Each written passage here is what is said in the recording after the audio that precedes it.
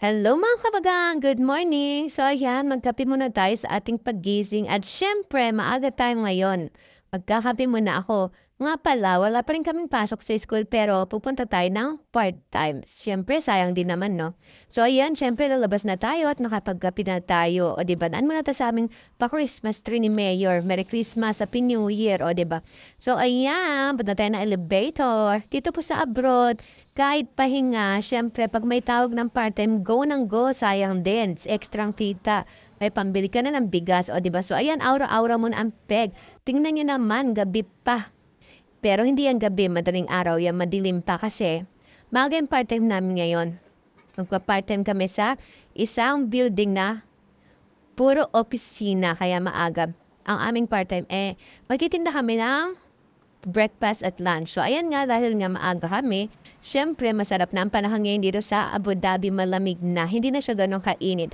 So, ayan guys, dito na ako sa baba. Hinihintay ko na ng akin. Ayan pala ang aking mga kasama, ang bilis, diba? So, ayan, naghihintay na kami ng bus dyan, mga kabagang, para kami makabiyaya na 1 hour kasi yung aming lalakbayin.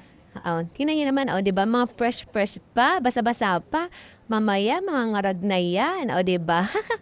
So ayan nga, nag-uumaga na. Sumisikat na ang araw mga kabagang pero andito pa rin kami sa bus, nagbiyabiyahe pa rin. Kasi medyo malayong aming part-time.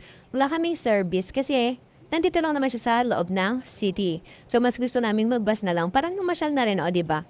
So ayan, samahan niyo ako mga kabagang sa aking paglalakbay. Ayan, nakikita ko na malapit na kami. Malapit na malapit na. Pero pagtingin ko, hindi pa pala. Akala ko lang yun. So ayan mga kabagang, nagbibiyahe pa rin kami. Siyempre, at pagkatapos naman yan, ayan na, nagang sikat ng araw. Nakita ko na yung building na dalawang yan. So it means talaga malapit na kami. At ayan na nga, nakababa ng inyong mga kabagamers. So ayan na aking mga kasama sa part-time. Sila regular part-time doon, sinama lang nila ako kasi nga, wala akong trabaho sa school ngayon. So, syempre, pag sinama ka, by go! Sayang ang mga pagkakataong ganyan, no? Dahil hindi naman lagi may part-time dito. Ayan yung building na sinasabi ko sa inyo, diyan kami magpa-part-time kasi puro opisina yan. Para kumbaga sa atin, Makati, o, diba? So, ayan, syempre, pagdating namin, hindi pa naman start agad ang work. Syempre, pahinga muna. Habang hindi pa nagbubukas yung aming pupuntahan. Kasi, syempre, maaga pa nga, alas 6 pa lang ng umaga dyan.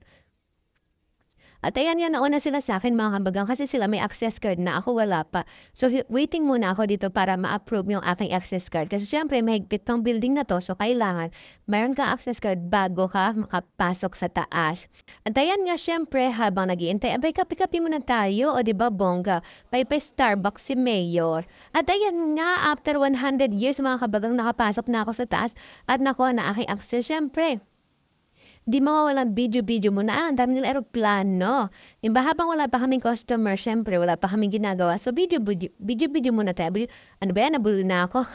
So, ayan, video-video muna tayo sa ating surrounding. So, ayan po ang aming part-time ngayon. Dito kami sa small cafeteria ng opisina ng isa sa pinakabatikang mga building dito sa Abu Dhabi. No, diba? Nakakalula nga yung ano dyan, taas. Parang feeling ko malalaglag ako. So, ayan po ang aming mga tinitinda breakfast meal nila. So, syempre, yung iba dyan, karamihan mga pang mga Arabic style, o diba? So, ayan, syempre, pagkatapos naman namin magtinda, hindi naman pwedeng hindi kami magbe-break, mga kabagang. Syempre, kakainin tayo, free meal tayo dyan, o diba? Nakalibre ka na ng meal, may part-time ka pa, o diba?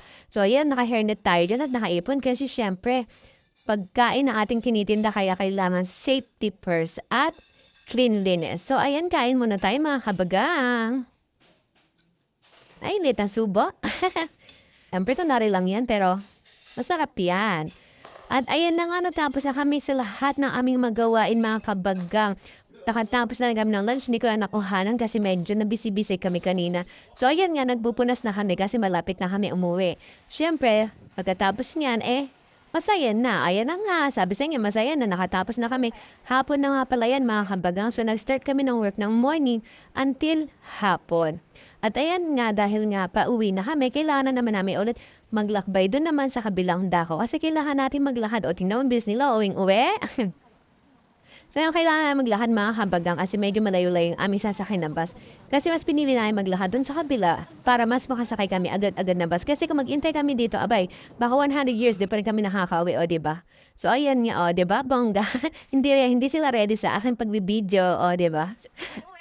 So, ayan mga kabagang, ganyan na aming buhay dito. O, di ba, kulitan habang naglalakad, syempre, hindi yung maramdaman ang pagod. Actually, hindi naman talaga pagod yung part-time namin. Sobrang inaantok lang kasi ang aga namin nagising. At ayan na nga mga kabagang, nakasakay na kami ng bus. At ayan ang ating view. Ayan na mga kabagang, o di ba, after ng almost 1 hour na biyahe, nakauwi na kami. So ayan, thank you Lord at nakatapos ang isang buong araw na part-time. Salamat!